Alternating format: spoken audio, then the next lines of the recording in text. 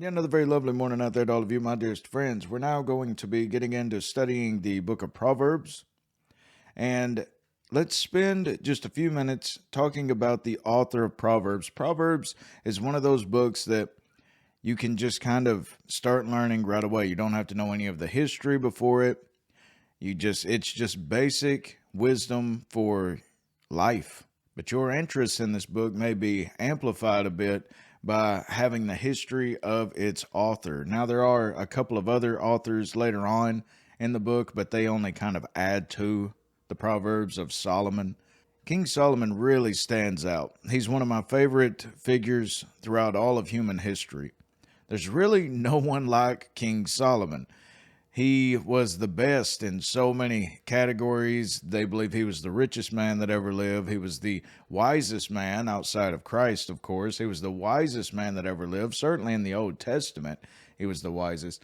And even wiser than Moses, Elijah, all of these. So let's get right into the history of Solomon first. He was the son of David, the successor of David, a very huge type of Christ.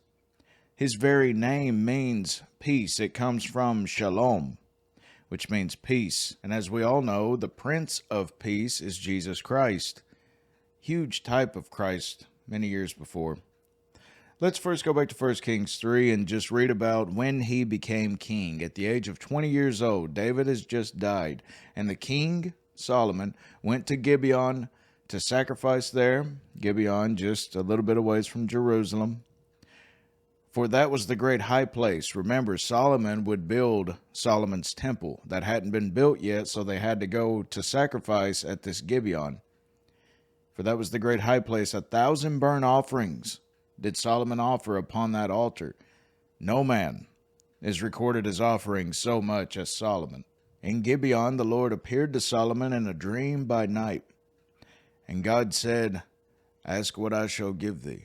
And Solomon said, "Thou hast showed unto thy servant David, my father, great mercy, according as he walked before thee in truth and in righteousness and in uprightness of heart with thee. And thou hast kept for him this great kindness, that thou hast given him a son to sit upon his throne, as it is this day. And now, O Lord my God, thou hast made thy servant king instead of David my father. And I am but a little child." He was 20 years old. "And I am but a little child. I know not how to go out or come in.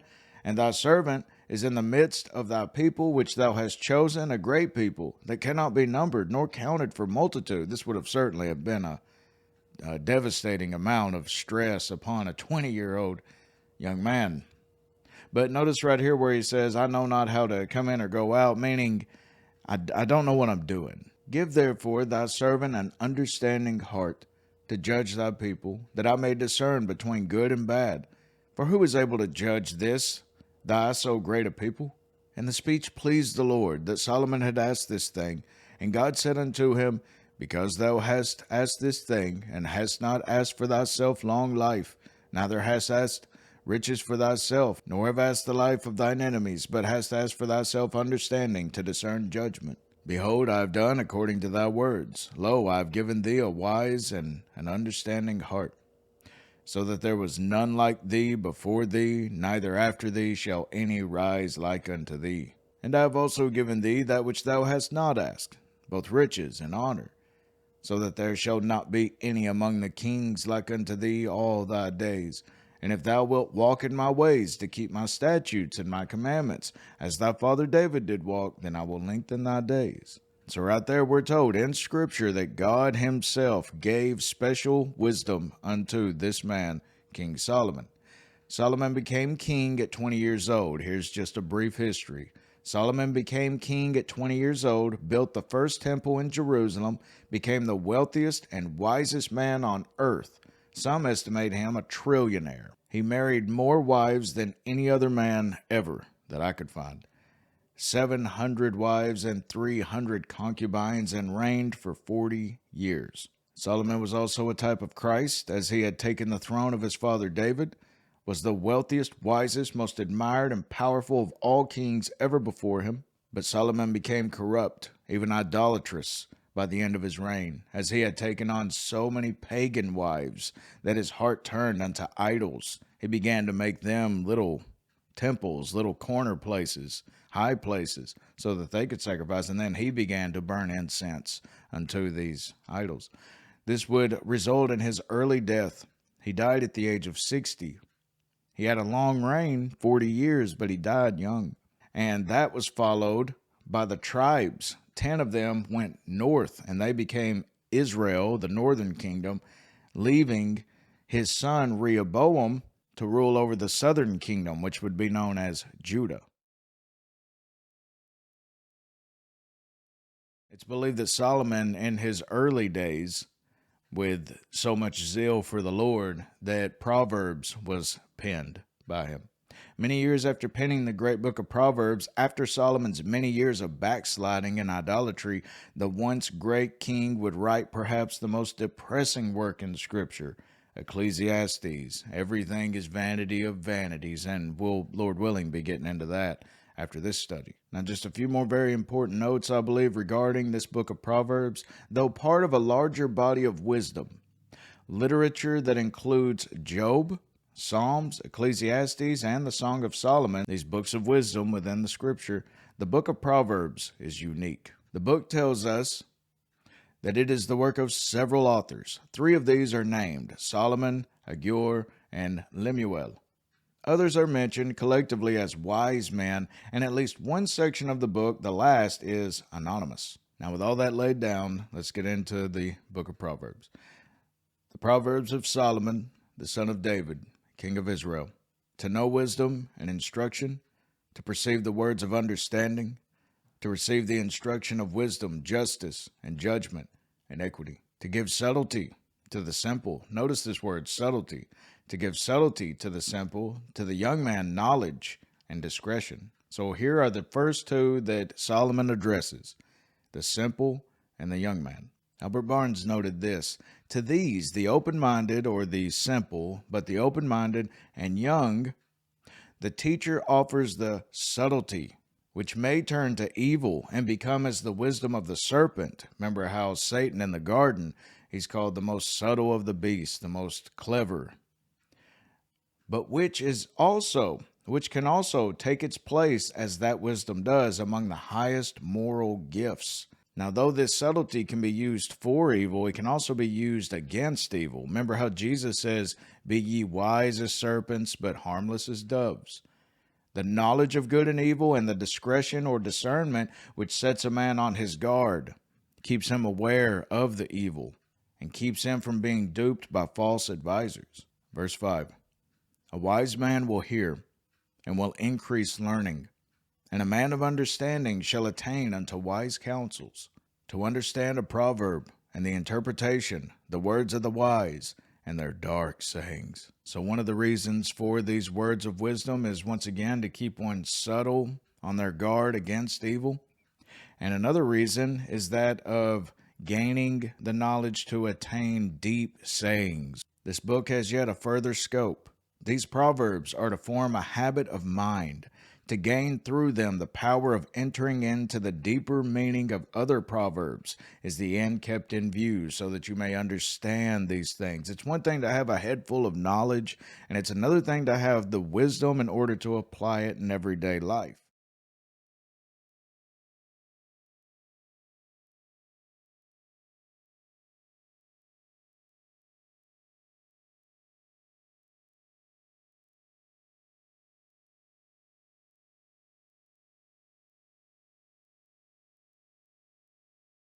If you've ever wondered why Jesus spake in parables so often, he spake in parables more than any other man that's ever lived. Matthew 13.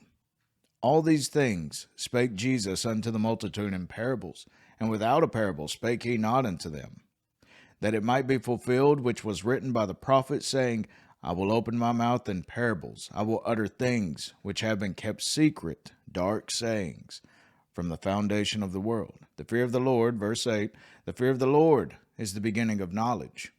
But fools despise wisdom and instruction. But what is meant by this fear of the Lord? It's not the slavish dread that's being meant right here, trembling in a corner, unable to move out of fear. Now, that plays its part in that. Of course, the Lord could easily put you in that position, but that's not what's meant right here, because that fear hath torment. You're tormented by that kind of fear. But it's childlike reverence, like a child to his father. You want to respect him because you're well aware of how powerful that he is. And you're also well aware of how good that he is as well, how he is a true father unto you. This fear has no torment and is compatible with childlike love. But this and not love, fear and not love, is the beginning of wisdom, notice. Through successive stages and by the discipline of life, love blends with that fear and makes it perfect. But fools despise wisdom and instruction. My son, hear the instruction of thy father, and forsake not the law of thy mother. For they shall be an ornament of grace unto thy head, and chains about thy neck. Now these are apparels of royalty being used symbolically right here. It's not any kind of slavish thing. This is of royalty. This happened with Joseph and Daniel whenever they gave this wise counsel from God himself to Pharaoh and to Nebuchadnezzar. Both these great and mighty kings adorned them with such lavish things, and loving and listening to your father and mother, their godly counsel, will be unto you as ornaments of grace. My son, if sinners entice thee, consent thou not. If they say, come with us, let us lay wait for blood, let us lurk privily for the innocent without cause. Now this is the very first outright warning given in the book of Proverbs. There are many warnings, but this is the very first. Don't be enticed by evil people. Consent thou not. And Adam Clarke commented, do not consent. They can do thee no harm unless thy will join in with theirs. They can do your soul no harm unless you consent to it. Not even the devil himself can lead a man into sin till he consents. Were it not so, how could God judge the world? But such men will go on and say, let us swallow them up, the innocent. Let us swallow them up alive as the grave, and whole as those that go down into the pit. We shall find all precious substance. We'll rob them, kill them even.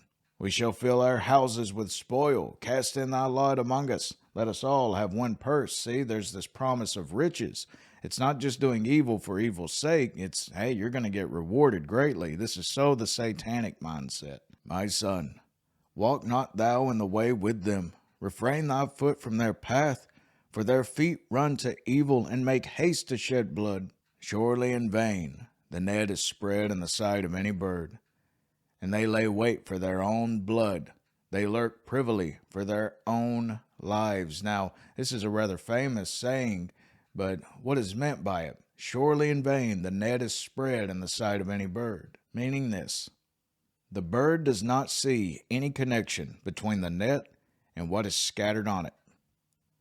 He just sees food that is free for the taking. In the process, he is trapped and killed. In the same way, the gang cannot see the connection between their acts of robbery and the fate that entraps them, especially, ultimately, God's punishment upon them, which God has a way of doing that while they're still alive on the earth, and that goes for each and every one of us. I've experienced this. I have broke into houses myself, and it has come back on me tenfold. Trust me, this happens. Verse 19, so are the ways of everyone that is greedy of gain, which taketh away the life of the owners thereof. Wisdom crieth without, or outside. She uttereth her voice in the streets.